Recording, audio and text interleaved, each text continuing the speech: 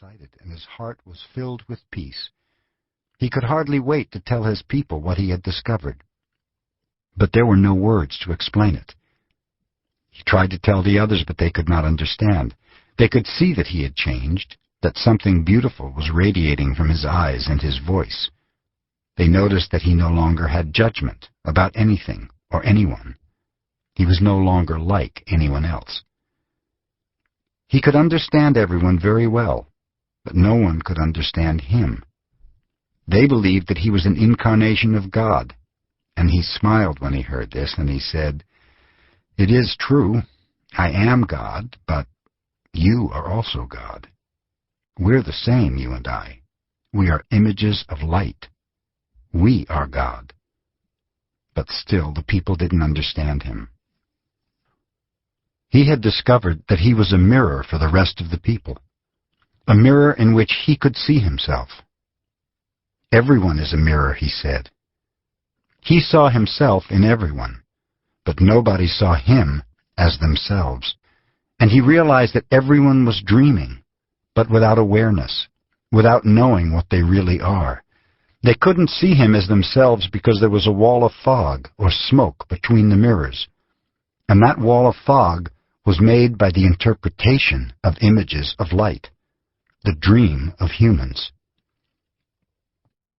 Then he knew that he would soon forget all that he had learned. He wanted to remember all the visions he had had, so he decided to call himself the Smoky Mirror, so that he would always know that matter is a mirror, and the smoke in between is what keeps us from knowing what we are. He said, "I am the smoky mirror, because I am looking at myself and all of you. But we don't recognize each other because of the smoke in between us. That smoke is the dream, and the mirror is you, the dreamer."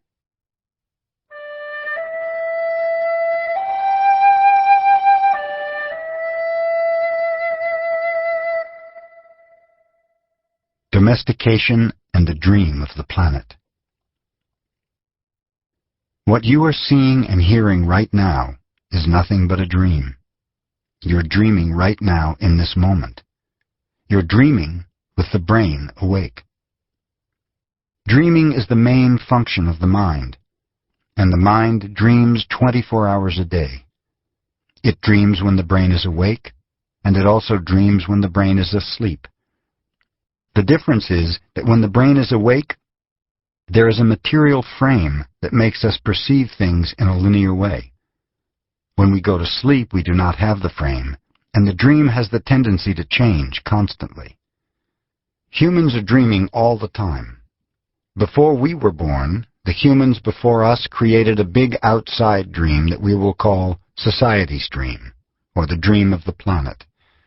The dream of the planet is the collective dream of billions of smaller personal dreams, which together create a dream of a family, a dream of a community, a dream of a city, a dream of a country, and finally, a dream of the whole humanity. The dream of the planet includes all of society's rules, its beliefs, its laws, its religions, its different cultures and ways to be, its governments, schools, social events, and holidays.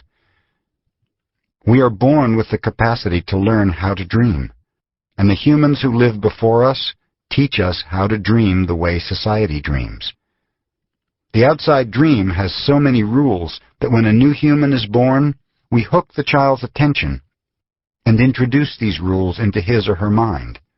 The outside dream uses mom and dad, the schools, and religion to teach us how to dream. Attention is the ability we have to discriminate and to focus only on that which we want to perceive. We can perceive millions of things simultaneously, but using our attention, we can hold whatever we want to perceive in the foreground of our mind. The adults around us hooked our attention and put information into our minds through repetition. That is the way we learned everything we know. By using our attention, we learned a whole reality, a whole dream. We learned how to behave in society, what to believe and what not to believe, what is acceptable and what is not acceptable, what is good and what is bad, what is beautiful and what is ugly, what is right and what is wrong. It was all there already. All that knowledge, all those rules and concepts about how to behave in the world. When you were in school, you sat in a little chair and put your attention on what the teacher was teaching you. When you went to church, you put your attention on what the priest or minister was telling you. It is the same dynamic with mom and dad, brothers and sisters. They were all trying to hook your attention. We also learn to hook the attention of other humans, and we develop a need for attention which can become very competitive. Children compete for the attention of their parents, their teachers, their friends. Look at me, look what I'm doing. Hey, I'm here. The need for attention becomes very strong and continues into adulthood. The outside dream hooks our attention and teaches us what to believe, beginning with the language that we speak. Language is the code for understanding and communication between humans. Every letter, every word in each language is an agreement. Once we understand the code, our attention is hooked, and the energy is transferred from one person to another. It was not your choice to speak English. You didn't choose your religion or your moral values. They were already there before you were born. We never had the opportunity to choose what to believe or what not to believe. We never chose even the smallest of these agreements. We didn't even choose our own name. As children, we didn't have the opportunity to choose our beliefs, but we agreed with the information that was passed to us from the dream of the planet via other humans. The only way to store information is by agreement. The outside dream may hook our attention, but if we don't agree, we don't store that information. As soon as we agree, we believe it, and this is called faith. To have faith is to believe unconditionally. That's how we learn as children. Children believe everything adults say. We agree with them, and our faith is so strong that the belief system controls our whole dream of life. We didn't choose these beliefs, and we may have rebelled against them, but we were not strong enough to win the rebellion. The result is surrender to the beliefs with our agreement. I call this process the domestication of humans. And through this domestication, we learn how to live and how to dream. In human domestication, the information from the outside dream is conveyed to the inside dream, creating our whole belief system. First, the child is taught the names of things: mom, dad, milk, bottle. Day by day, at home, at school, at church, and from television, we are told how to live, what kind of behavior is acceptable. The outside dream teaches us how to be a human. We have a whole concept of what a woman is and what a man is, and we also learn to judge. We judge ourselves, we judge other people, we judge the neighbors. Children are domesticated the same way that we domesticate a dog, a cat, or any other animal. In order to teach a dog, we punish the dog, and we give it rewards. We train our children whom we love so much the same way that we train any domesticated animal, with a system of punishment and reward. We're told, you're a good boy, or you're a good girl when we do what mom and dad want us to do.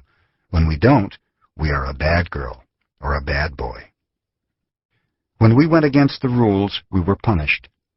When we went along with the rules, we got a reward. We were punished many times a day, and we were also rewarded many times a day. Soon we became afraid of being punished, and also afraid of not receiving the reward. The reward is the attention that we got from our parents or from other people like siblings, teachers, and friends.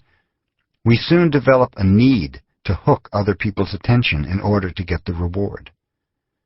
The reward feels good, and we keep doing what others want us to do in order to get the reward. With that fear of being punished and that fear of not getting the reward, we start pretending to be what we are not, just to please others, just to be good enough for someone else. We try to please mom and dad, we try to please the teachers at school, we try to please the church.